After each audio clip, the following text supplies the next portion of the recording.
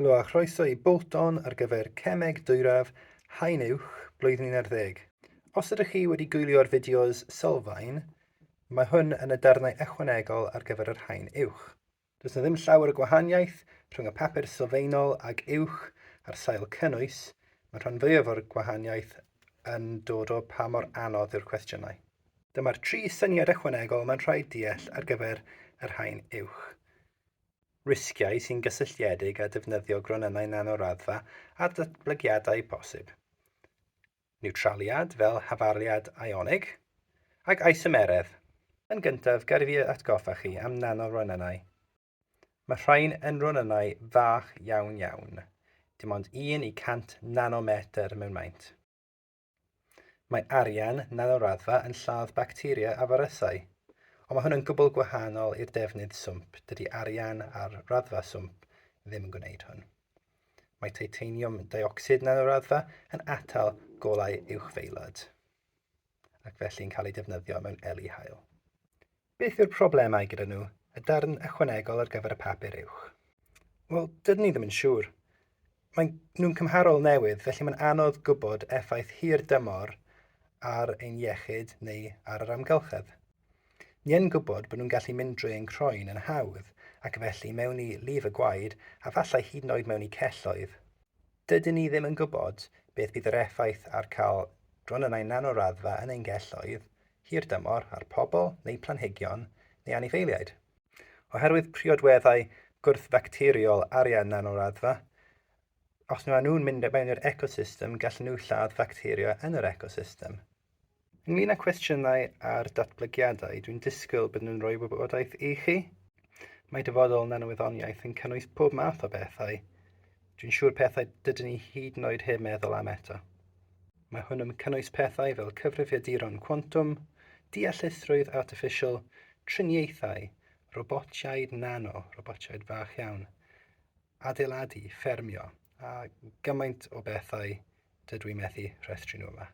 Y peth nesaf yw esbonio niwtraliad fel hafaliad ionig.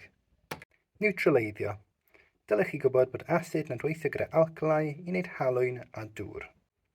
Mae hwn yn enghraifft o adwaith niwtraleiddio. Dylech chi gallu enwi'r halwyn. Mae'r darn cyntaf yn dod o'r alcalau a'r ail ddarn yn dod o'r asid. Ystyriwch yr hafaliad symbol.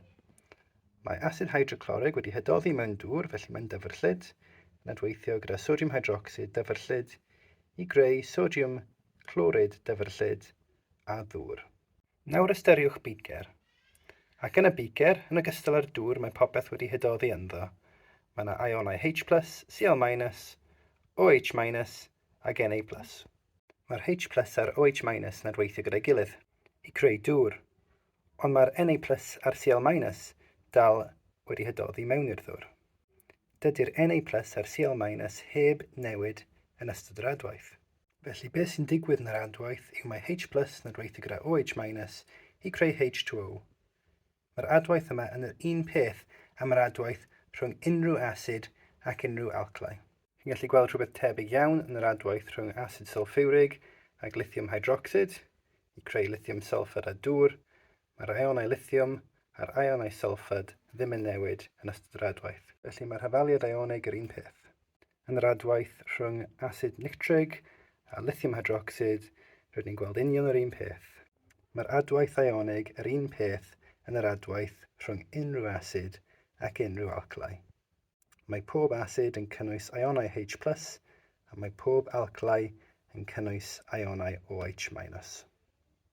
Un gwahaniaeth arall sydd ar ôl, sef isomeredd. Isomeredd yw'r peth olaf. Isomerau yw cyfansoddion gyda'r un fformwla moleculaidd, neu'r un fformwla yn gallu ar lefel TGAU, ond trefniant gwahanol o atomau yn y moleciwl a phriodweddau gwahanol. Er enghraifft, fformwla butan yw C4H10.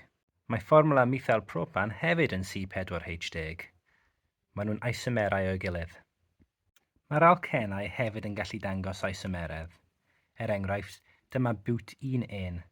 Ei fformwla yw C4H8. Mae'n but1N oherwydd mae'r bond dwbl ar y carbon gyntaf. Dyma but2N. Mae fformwla moleculaidd dal yn C4H8. Mae bwt 1 a bwt 2 yn isomerau o'i gilydd. Yn amlwg, rydyn ni'n ysgrifennu dŵr fel H2O.